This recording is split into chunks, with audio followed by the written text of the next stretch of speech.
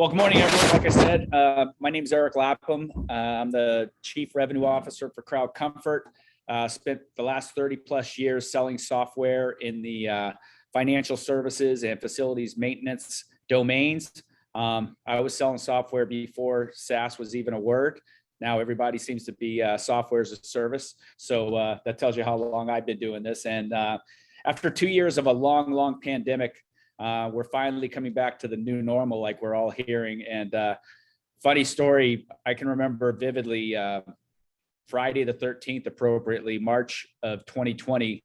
I flew back from Chicago after a great customer meeting late at night, came into my State Street office, and my boss poked his head in and said, you should probably pack up your stuff like you're not coming back for a while. And, I've been watching CNN and everything, and, naive, hey, this is the US of A. I thought like, yeah, we'll be back next week. No big deal. And literally almost 2 years to the day before, with all the surges and everything else, it became very real very quickly. And so we thought it would be a good time to, have a conversation about that. I know I speak with folks like our panelists every day, and everybody's struggling and trying to figure things out on a daily basis. So we thought it was very topical. And again, was fortunate enough with my financial services background to bring a very senior and illustrious group together for this conversation. So we genuinely hope you'll benefit from it. I prepared 3 or 4 questions, one around return to office, one around data and technology, one around office of the future, and then we'll give each of our esteemed panelists a few minutes at the end to kind of give their nugget or what they've learned or what they could think might be most useful from their many conversations with folks like you every day. So without further ado, I'll start with my buddy Ben Langis. We worked together at State Street for a number of years, and have our panelists quickly introduce themselves, and then we'll jump into the content. Thanks, Eric. Appreciate it. And good morning, good afternoon, everyone. Appreciate you having me here. So my name is Ben Langis. I am the head of the Workplace of the Future, and we'll talk more about what that actually means at State Street. But my remit is really to design a vision and an implementation plan in a post-COVID world around how we'll operate from a technology, real estate, and culture perspective at State Street. Thanks, Ben. Kat? Hi, thanks for having me as well. I'm Kat Cotman, head of real estate for LPL Financial, based down in Fort Mill, South Carolina. And for those who don't know LPL really well, we're one of the largest independent broker dealers in the country, and we support over 20,000 financial advisors, including a lot of independent wealth management practices, also institutional banking and credit union teams, and then advisor teams that are employed at LPL. And prior to LPL, I worked at several financial services companies, both in internal leadership roles as well as an outsourced service provider and consultant, including places like Capital One, Bank of America, SunTrust, and Ameriprise. Awesome. Bill? Just going around clockwise. Yeah, hi there. So Bill Cooper, I'm the regional real estate director for the Northeast in Canada for Bank of America. I handle everything on the execution side. So facility management, transactions, project management, design, everything involved with the real estate in that region. Great. And Jeff? Yeah, great. Jeff Wachs, thanks for inviting me as well today. I am the Assistant Director of Facility Operations for Northwestern Mutual home office located out of Milwaukee, Wisconsin area. And yeah, so been with the organization for quite a few years, and kind of enjoy the backside of seeing how the backbone of the business is and people coming back, right? We touch everybody. So, you know how it kind of works. Well, probably should have started with you, Matt. Jeff, sorry about that. So first topic of conversation, first question I'll throw out is it's a multi-pronged question as usual. But again, after 2 years of remote work, office is no longer the requirement it used to be or it must be. And, employees are trying to figure out a way to collaborate, work, and be productive and feel safe in the new world and in the new regime. So around return to office is many organizations are, starting to figure that out. I know it was funny, when I started speaking with Ben, we had a meeting right before, March 1st. And correct me if I'm wrong, Ben, I think that was the first official day that State Street returned to office. And it's funny, like just about every other financial services firm, and every firm for that matter, it was somewhere on or about March 1st, where people were coming back to office. So first, part of the question is, what is your plan and how has it been going so far? Are you getting any direct feedback from your employees? And then why is back in person important? It seems to be very, very important, especially for financial services and technology companies. You've probably seen in the news some of the big names where they're requiring their employees to come back, and in some cases it's not working out so well. So I guess the first part of the question, we'll start with you, Kat. How's your return to office going? Sure. Yeah, it's interesting. I think we're, now kind of starting to see a little bit of a, divergence in approach, across different companies, and it's certainly been a journey, I think, for all of us. And our journey at LPL started, I think, like many other companies, really kind of focused on, when can we return to the office, and kind of, wanting to sort of return back to to normal, from pre-pandemic. And, in early days, we got a lot of feedback from our employee base that they really wanted to, preserve a lot of the flexibility that they had and had the option to work from home. And so then we kind of pivoted to, well, how many days a week is optimal in the office to, give people flexibility, but then also kind of, have some expectations around time in the office each week. And we've now kind of pivoted again, really off of that, to more of a, kind of be great from anywhere strategy. And we're just asking a different question, and not, how often should people come into the office, but why do we want people to come back into the office, and, how do we make that a great experience? And so we're really focused on, what's a great in-office experience, what's a great remote experience, and then how do we, equip and train our leaders to be able to manage a much more fluid workforce when people are flexing in and out of the physical environment. Cool. Bill, anything to add there? Yeah, so I'll add Ben. one thing. I'm sorry, I said Bill. My bad. Oh, I could. We got No, Bill and a Ben. My bad. Yeah, so for Bank of America, we've had essential employees working throughout. So from a real estate standpoint, we've had all the buildings live throughout this, which is difficult when you're less than 5% occupancy in these buildings, but it's paid off down the road when we start to bring people back. As a company, we've stated that we're a work from the office company. And that essentially, I'd say right now we're probably 90% have all returned to the office, but at any given day, we're much less than full capacity, probably somewhere in the 50% range. So we're just trying to figure out what are the best trends, what are the best kind of ways to support the employees throughout this return. But there's a huge focus on compliance and risk in some of these regulator aspects to make sure we have that covered first as a bank, and then figure out what are the next steps is to kind of create that flexibility for the employees. I think you made that. Thanks, Bill. I think you made that point earlier, Jeff. It's like you guys have been back to office as essential employees since day one, and the cafeteria and a couple other things are bumming you out a little bit. But first world problems, right? Yeah, first world problems, exactly. But what other problems and how's it been going for Northwestern Mutual?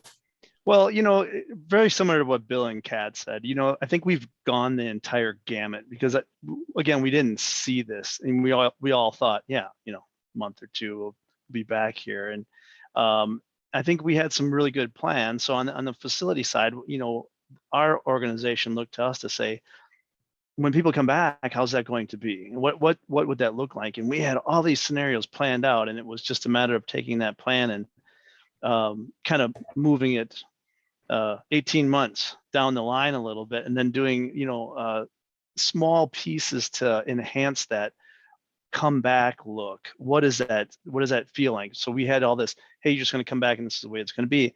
Well, all of a sudden it turns into this, well, why would somebody want to come back, especially if you've been hugely successful in the last couple of years? And let's just say years. I hated this take months to years, but we were very successful in the flexibility model.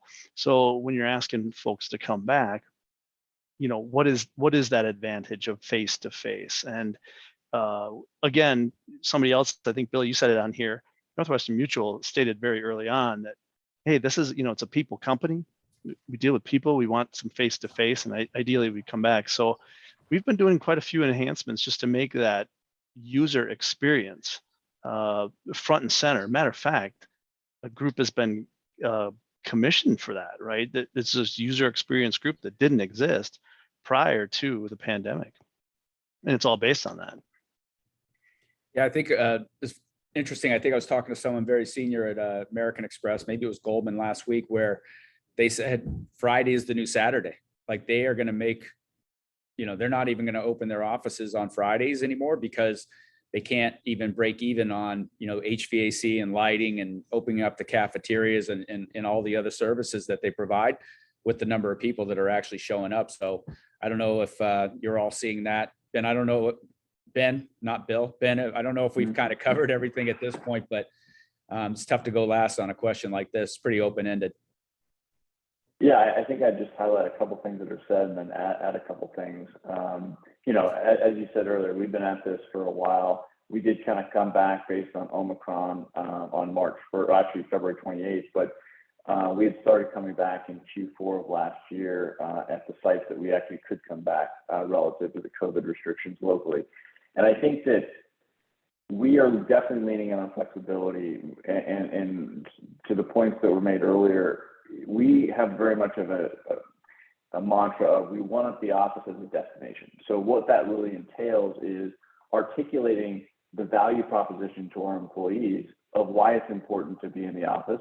And that doesn't mean that you have to be in the office to do good things.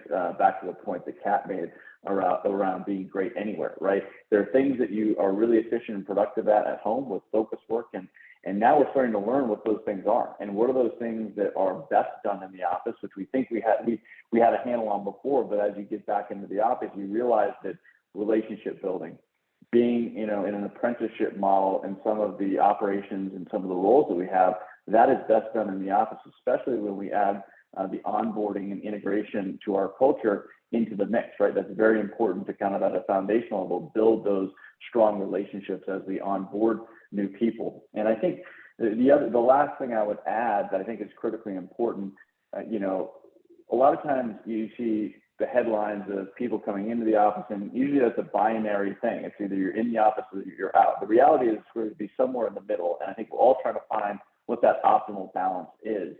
And the way that we're going to measure that is not through badge swipes and seeing how many people sit in certain workspaces or work points throughout our properties. Rather, it's going to be predicated on business outcomes. So we're really focusing on measurables both from a quantitative and a qualitative standpoint to say, are we actually, through our hybrid approach, enhancing our business outcomes and our delivery for our clients? That's great, Ben. Thanks. No, more good points there. All right, so that's kind of the return to office in general. And then I wanted to ask a few questions around data and technology. And, this will more focus on, how you're making the decision for your firms and what your plans are. And, what data points are you using to inform your return to office plans? Are you capturing employee feedback as part of that? And how is the facilities team dealing with, the new on-demand office? So Bill, maybe we'll start with you on this one. Sure. So I would say the biggest thing we're doing is we're doing a company-wide survey where we're gathering, it's a 100-question survey, trying to get as much feedback and data points that we can get for each employee as how they commute and get to the office and how they use the office, things like that. So that's going to tell a lot. When you do a company-wide survey, you're going to get a whole host of answers. So it'll be interesting to see how that's distilled and put into meaningful paths from that point on. But the other way we're doing is we have a technology. We call it reserve a seat, but it's a technology that you pick your seat and you reserve your seat per day. So it gives us a lot of information on a daily basis to understand where people are sitting and who's coming into the office, and really just kind of giving us an understanding of how the offices are being used. So those are the two that we're leveraging the most. And how's that working out for you so far, Bill? I know you probably only have about maybe 60 days worth of data. It's telling, right? Like even just badge swipes, you can go off of a very rudimentary data point as badge swipes, but pretty quickly it'll tell you 30% or 50% of people going into the building. So it gives you some good feedback that you can use as you're thinking through kind of longer term real estate strategies. Jeff, what about Northwestern Mutual? What's your perspective? So number one, we just hit an all-time high of about 3,000 people back on our campuses this week, and it's only Wednesday, right? So this is the most we've seen since COVID took place. And some of the metrics that we are looking at is, again, surveying the employees, of course, and I kind of mentioned that there is a user experience group that has begun since COVID. It was all about what does that look like as you come back to the organization, or what is it that would bring you back to the organization? And again, we also had a lot of divisions that were created, people that have never been on campus because they're new employees of Northwestern Mutual within the last 2 years. So there's a big piece there of, hey, this is us, 160-year-old company that's been around for an awful long time, right? And here's where we've been. We've always been here. This is what we've done. But now, how are we operating, right? And there's a lot of individuals that, have transitioned around in their careers during this time period. And so what have they seen at different organizations similar to where they may have come from, right? So on our facility end, it's going back and understanding what there was before, and maybe not necessarily setting it up to that's how it's going to be in the future, right? So what are people looking for to be safe? So some of our technology side of it is, what can we give to the individual that they can receive beyond for their day? So whether it be, hey, here's the benefits of being an employee and being on site, and asking them about those things, but then creating that environment for socialization, right? And allowing them, hey, come back in. Here's how it does benefit you with these, Zoom rooms. A lot of our campus, we've adopted the Zoom room technology, and I mean, it's full on. So you have that interaction, whether you're on site or you're off site, right? We've allowed the folks to work for their day. We have some minimums too, right? So to be in, but we're starting to see a lot more people wanting to come back and feel very comfortable about it. What are the constantly minimums polling. you're allowed to say? If you're comfortable saying, what are the minimums just in general? Well, we've asked people to come back 3 days a week. Okay. What those 3 days are, we're trying to make sure that they're functional. And then again, desk space, food preparation, when it comes to the restaurants, we want to be able to scale some of that. We're just not going to assume. So the check-in part of it's a little tough for us. How are we going back and measuring that to see that people actually do come in on, based on badge swipes, but it's up to 3,000 people with the capacity of 7. It can be a little cumbersome, a little tough to manage. All right, that was the other question I was going to have, just for my own edification. 3,000 is roughly a little less than half. The total campus is 7,000 people. Well, we've grown. So once the pandemic started, I think we were at about 7,500 people. I think we're at 10,500. So if everybody came back now, we would have we'd have a space problem. But the beauty is that's not going to happen, right? So we're doing surveys as well. We've enlisted with a third-party organization to kind of talk us through what does our footprint look like? How does that work for the future? And not just like 2 years. What does it look like in 10 years? And we may not know, but it's an ongoing conversation.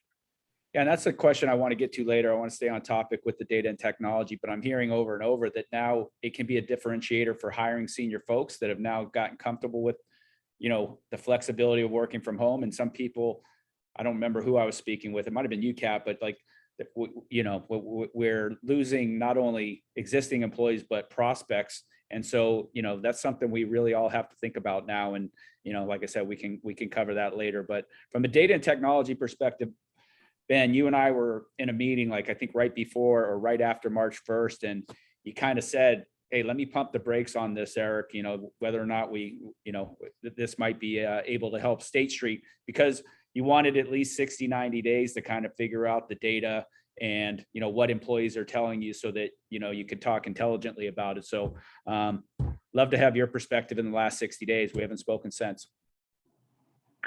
Yeah, so it gets back to what Jeff was mentioning earlier, all about the employee experience of what they get out of being in the office. And that's, to me, there's three aspects of that. One, do they have the right workspace?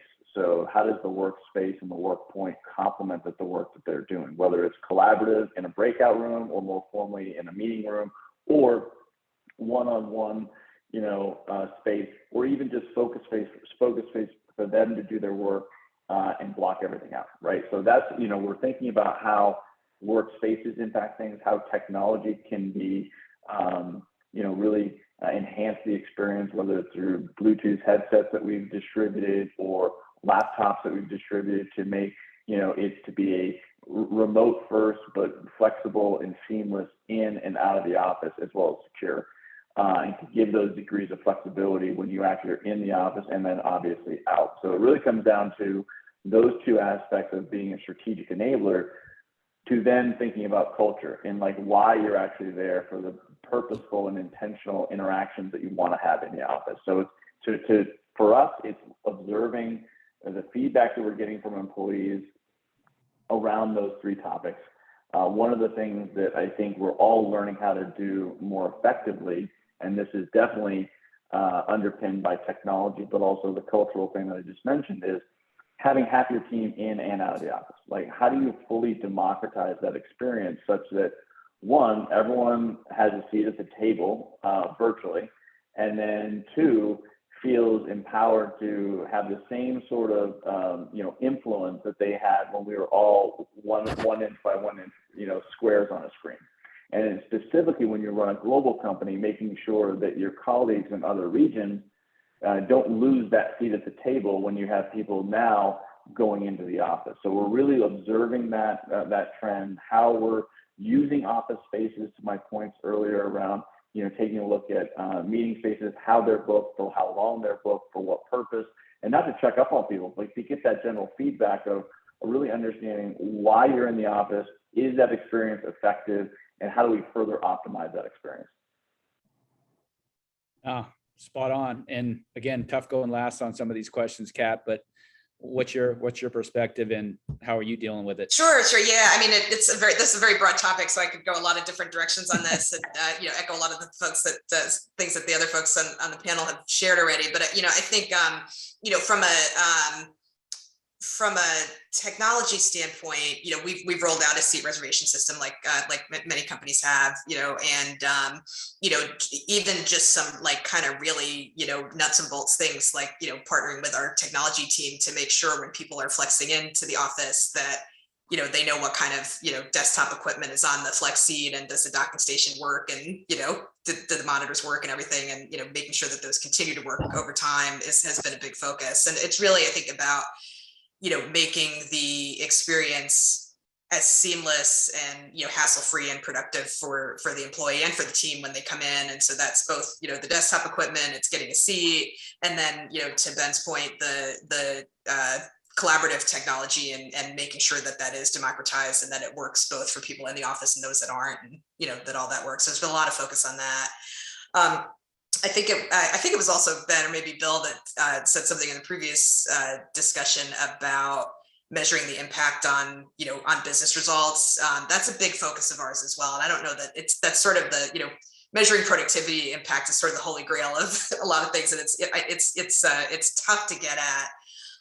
And so, the way that I like to think of it is first to think of it, more from a macro basis. So, if we look at our, financial results, our client feedback and client retention, our employee engagement scores and feedback and retention, and if all of those things are, moving in the right direction on a macro basis, then, I feel pretty good that what we're doing from a real estate organization is at least doing no harm, and, hopefully actually, supporting that. But we have been having lots of discussions about, how to get more granular in that and really understand the impact of what we're doing from a workplace strategy standpoint. So that's a, topic that's ripe for discussion. Awesome. No, thanks a lot. And as a reminder, we're going to go a few more minutes. I think we're scheduled for 45. So if you haven't already sent in a question, these, like as Kat said, these are very open-ended questions on purpose. So hopefully we're covering everything that's topical. But if you had a specific question that you wanted to ask this group, specific to a person, or just again to kind of have each person in the group opine, start flowing those questions in. We've already got a couple I can see, but just a reminder on that. And then this is a bit repetitive, but it has a different angle, I think, for Office of the Future. We'll start with you this time, Jeff. What's your biggest takeaway from the pandemic? What do you see as most important to make your new office, a destination where employees want to come in versus are forced to come in? You kind of covered that a little bit on the data and technology question, so no need to repeat yourself. And then lastly, what facilities trends do you think are going away? We've all kind of been in this business for a long time. What are some obvious and not so obvious trends that you see have either gone away, or looking into your crystal ball in a year or two, stuff that was normal practice a few years ago is never going to happen again? So what do we do for people coming in now? So we've done a bunch of fun things, right? We're trying to look at it. Office of the Future for us is, hey, great. Not necessarily that we're trying to line ourselves up with the competition too, but how do you, because there's also another piece that we really haven't touched on, it's the retention of individuals, right? If you can work anywhere, who are you going to want to work for? What's the benefit, right? So when people come back in here, it's, hey, let's make sure that it's the fun day, right? So we've done stuff for, like, with food trucks, lined them up and done some of those things. It's our workplace of the future looks more like, hey, great, if you've got to not be here for this day, the technology's there for you. You can still connect. I think somebody mentioned it on here. There's a seat at the table for you, right? You don't lose it. But we've also talked about, if you have so many people in the office and everybody's on a call versus being in an office, it starts to be a little, your sound masking isn't working too well because there's too much sound. So we've structurally looked at the seating of our people, where they sit. Once we get them all back, that's the biggest piece. It's down to that manager level to say, this is the team I need here, and these are the days. All of our efforts have been getting them back. Once they're back, okay, let's restack based on the people that have come back, and what does that look like? So we're right in the middle of that right now. So it's a little hard to tell what that future state is going to look like, but from what I've seen and what we've deployed with the fun, hey, food trucks, and there's events, the cocktail parties, all that, it's reminding folks pre-pandemic what it was like. Now, I'm a little cautious on saying that, because one of my hangups, to answer a little bit of your second question, is sometimes it may be a thing for the people that have been here or been in an organization prior to the pandemic versus being hired during the pandemic. Right. You always have this tendency, and I have to talk myself out of it. Well, let's get back to normal. Does it matter? Because this is normal. This is how it's going to be. And the more I sit and go, well, boy, we did this. Well, some would say that that's old thinking. How do you want to keep to that, keep moving to make it more lucrative for those individuals to want to be here and to engage, but not necessarily point it back to what it was prior to the pandemic, because maybe that wasn't working. Yeah. And I think that's a hang up, and that's something we have to realize as an organization, especially a large people organization that has been successful when fully remote. What does that look like? What is that need to come back? Far out in the future, I don't know. I would love to take stabs at that. I mean, we all dream about the lottery too, right? So, but let's just be realistic. I think it's going to take a lot more employee engagement. I think that this user experience and employee engagement are now going to form a completely different piece that say, this is what it's like to work. And maybe this gets old too, right? And people start coming back, but traffic, weather, I'm in Wisconsin, so snowy days, it's going to be not so busy on campus. So it's going to take a little bit of time, I think. No, that's all great insight. And, you know, I've seen it myself here, like, you know, we have an office in here and we're headquartered in Boston and we have people scattered remotely. We've hired a lot of people during the pandemic, same thing. And I noticed, you know, the office here, they put in a bunch of, you know, kind of single soundproof, like almost phone booths all along the corridor. And I find we use those all the time now that we're all here together. And, you know, the Zoom technology and the WebEx and all the different technologies, we couldn't have probably pulled this off 10 years ago. And they're so good, you just take for granted that they're going to work every time. And you always have the little glitches like we had to get started here today, but you kind of learn to overcome that. But that's one thing that I see is there's a lot of small conference rooms. There's a lot of, you know, soundproof rooms where, you know, you can just grab your laptop, it's on Wi-Fi, you don't have to unplug anything and just jump into a meeting in like 30 seconds before the meeting starts. So that's something I've seen. And, you know, I think that's part technology and part pandemic that, you know, kind of made that the new normal. But Ben, anything to add there from your perspective? Yeah, I mean, I think the office of the future needs to be flexible. Now, I think at this point in time, we're defining what flexibility means. And I think it's back to the things that we discussed. You have to listen to your employees, understand, you know, what their needs are and forecast that so that you have the spaces, the footprint, and the locations. Locations is another thing, like whether it's more urban centric versus suburbia, what does that look like, hub and spoke.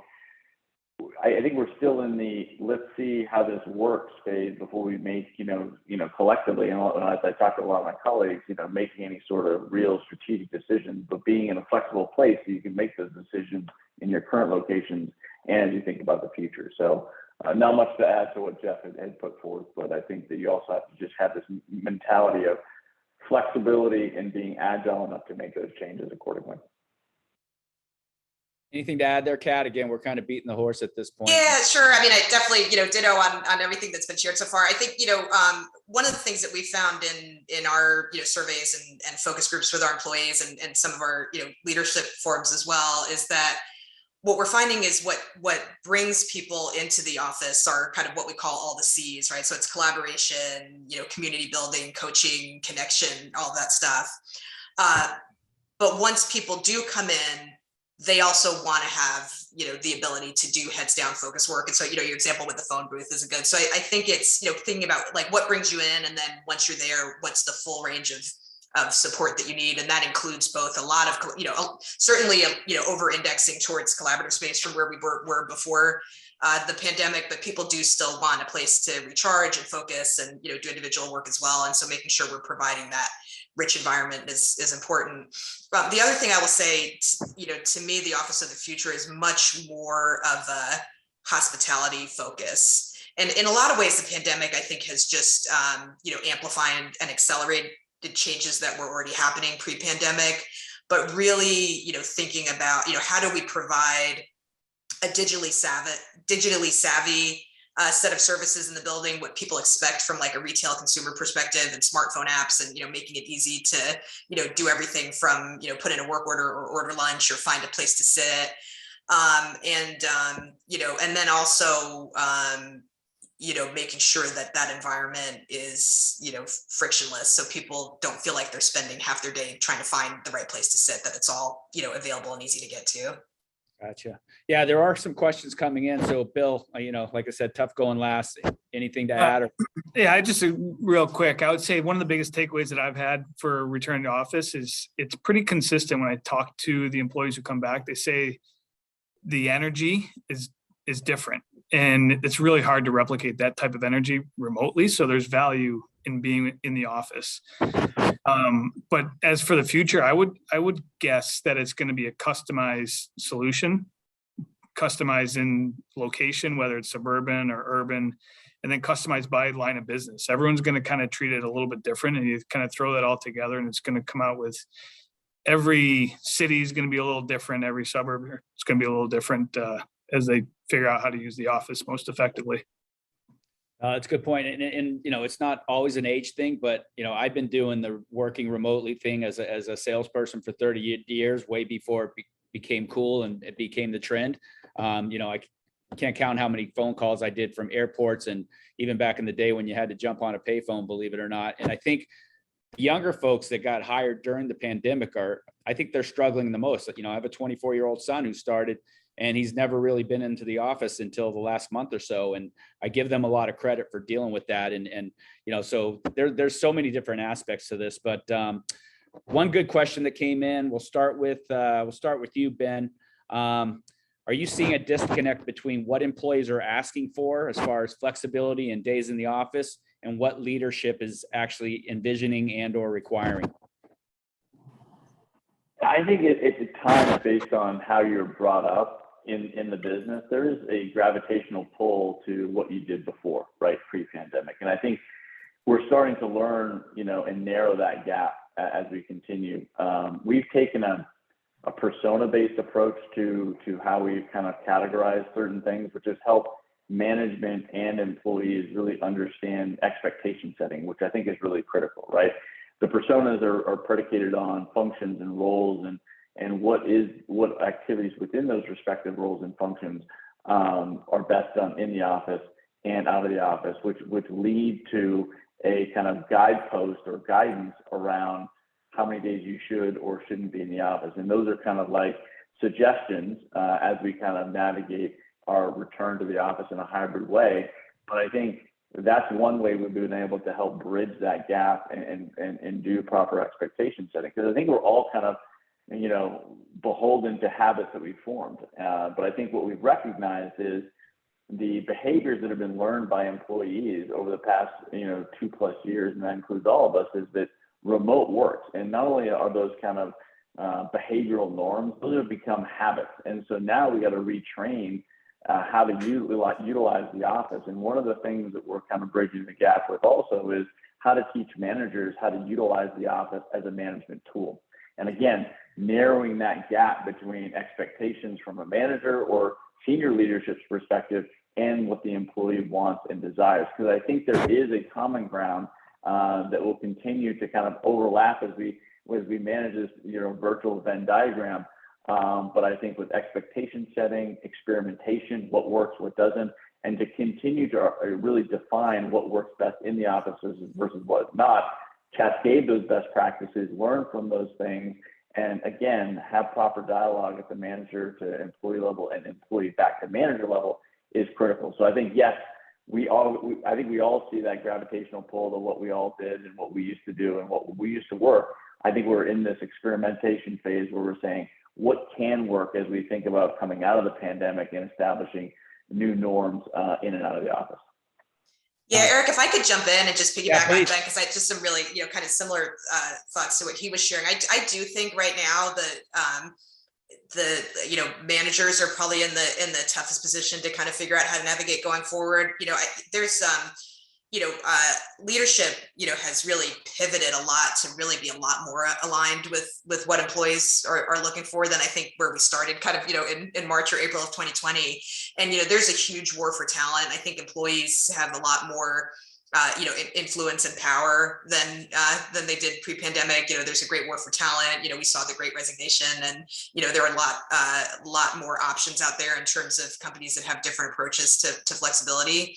And so I think over time we've pivoted and are, I think, from a leadership standpoint, very much aligned with the employees. I think for frontline and kind of middle managers, this is a hard time for a lot of them because managing is a lot more nuanced now. It's like we've gotten more flexible, so that's less rules, less policies, and then how do you manage your team and influence them when the rules aren't as cut and dry in terms of when you have to be one place or the other. That's great. And Bill, here's another question that just came in a couple minutes ago. It sounds like this is about the individual preference and targeting response to the individual. How do you work with other departments to make their collective experience in the office productive and beneficial? Because we talked about earlier when we were kind of prepping, the facilities team is going to be different from an investment management team, is going to be different from, the compliance team, who can probably work remotely pretty well. So what are your thoughts on that?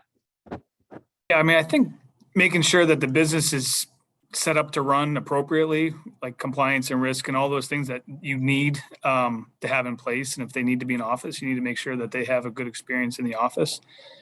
But I think in general, we've talked about the employee experience in the office. So whenever we have decisions to make about what to do within the space, we err on the side of investing more in the space to give them a better experience, to enjoy the space while they're here, to kind of incentivize them to get back in and kind of be in a situation where you can collaborate.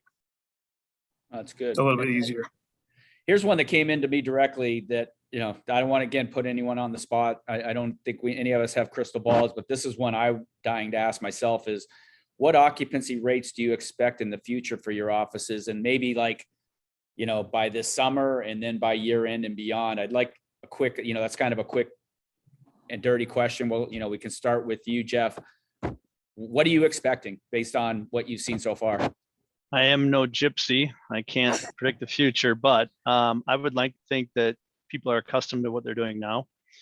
They might enjoy their summers, their flexibility of summers. I think about families, kid care, workforce labor. How does that impact it? Does a parent have to stay home?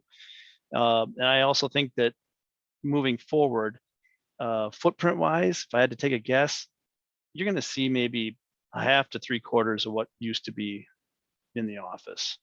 And then again, for good reason. It's that flexibility piece. And it might be because for all we know, this could become a benefit. It's no different than caregiver leave, or, what is that package that an organization could offer to say, hey, we're flexible. We're flexible. We can help you out with your family, and here's your 401k, and here's your vacation, and we have this model. Parking, blah blah blah. So there's been a lot to that.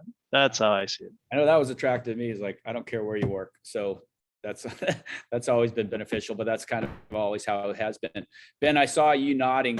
That's kind of the number I'm hearing, not to kind of lead you, but like 50 to 75%. What are you thinking, Ben? I think it's still early days to target that, to be honest with you, since we're so focused on kind of the behavior of employees. I think that we may not even know until later this year. Because, think about it. A lot of us have come back since Omicron, to your point, around the March timeframe, especially in financial services.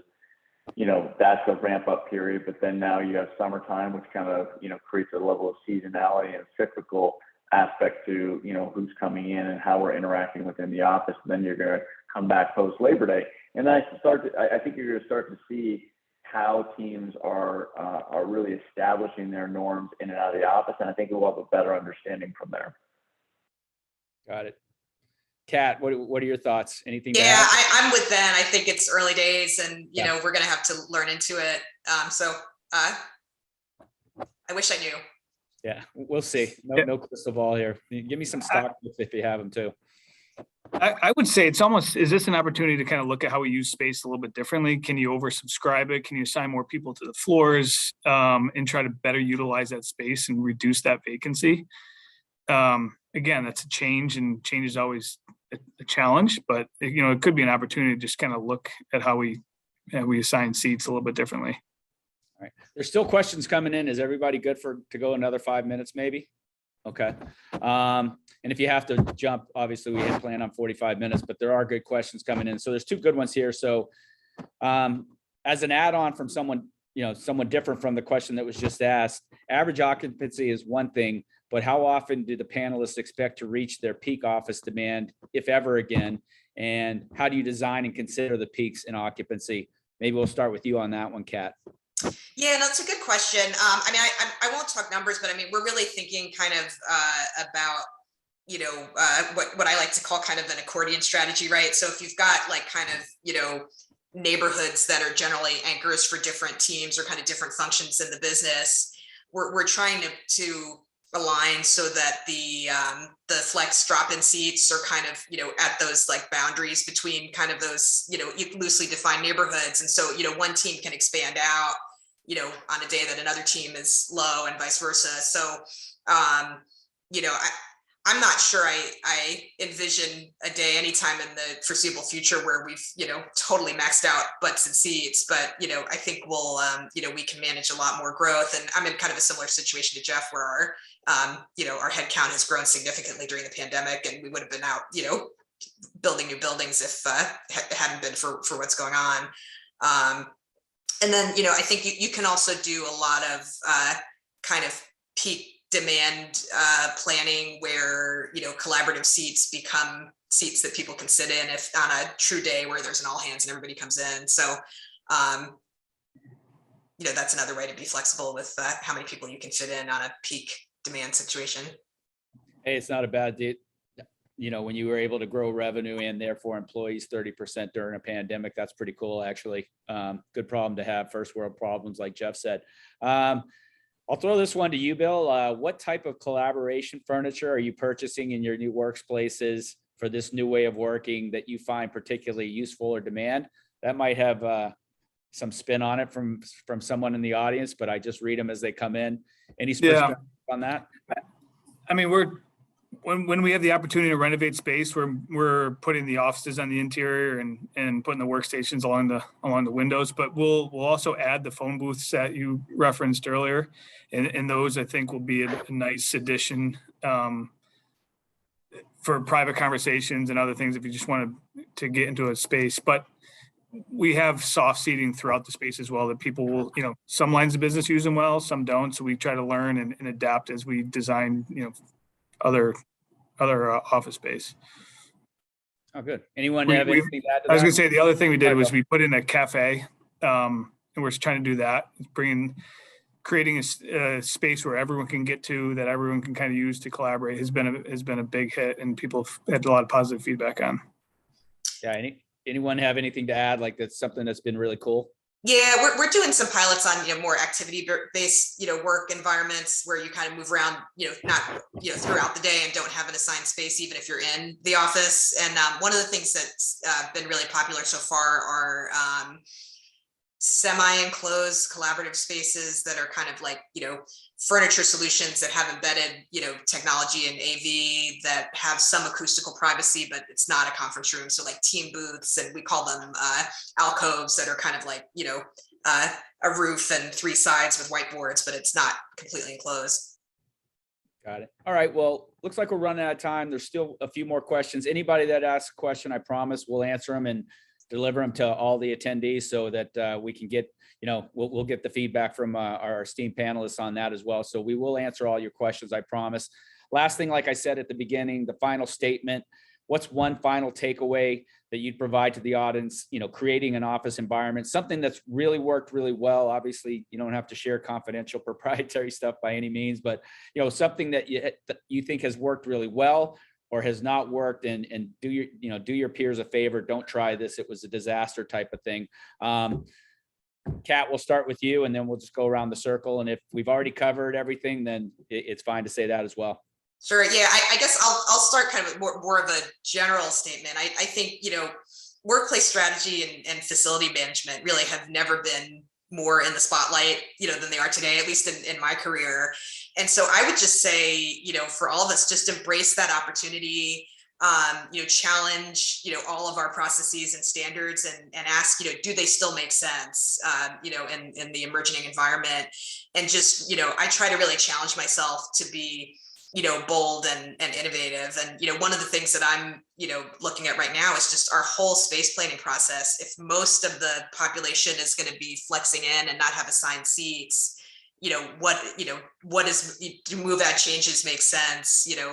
Do space allocations make sense the way we've done them in the past? And really kind of start with a clean sheet of paper and just, rethink everything and see where the opportunities are. Awesome. Ben, what do you think? I think it's continuing to, as we talked about before, listen to your employees. I think that's the best way that you're going to figure out what you need now and into the future, and how those spaces, technology, and culture need to evolve. Jeff, what do you think? What's your I'm not going to be able to say anything that hasn't been said already. I think I think absolutely you have to just kind of do that feeler gauge, see what's out there, and then don't make any. I guess the one thing, don't make hard, set, fast calls. be open to the flexibility. And I think that should go up to the senior leadership, where, how do they understand it through our eyes? People that are out there. I sit alone at lunch a lot of the time just so I can listen, hear what people say. That's good. And someone asked the question before, like, we're all on the front lines, that sometimes the executive folks don't hear the day to day. And I think they need to hear that feedback. And I think a lot of them genuinely are taking in that feedback now because of how competitive it's gotten. And, oh yeah, so, I don't care. I want everyone in here 5 days a week. And then they lose 4 or 5 of their rock stars off the team because they needed that flexibility. And then it's better to kind of listen to those words before. Bill, I'll leave you with the closing. Yeah, I would say, if you have a decision to reuse furniture, invest in sit-stand desks, invest in sit-stand desks. It never works out if you reuse the furniture the way it sounds like a good idea. You save money, but the employee pushback is not good. Good to hear. Good to hear. All right. Well, thank you again to everybody. We went a little over time, but we built in a cushion as well. I can't thank you all enough for your participation, all the great questions. I promise we'll get back. A couple more just came in, while we were wrapping up. So thanks again to everybody. Be safe. And like I said, I think the main feedback from everybody was, listen to your employees, track what they're saying. There are technologies out there that can help you do that, obviously. So, just keep an open mind as we all kind of learn about this together over the next couple months, 6 months, 6 years. So thanks, everybody. Great. Thank you. Thank you.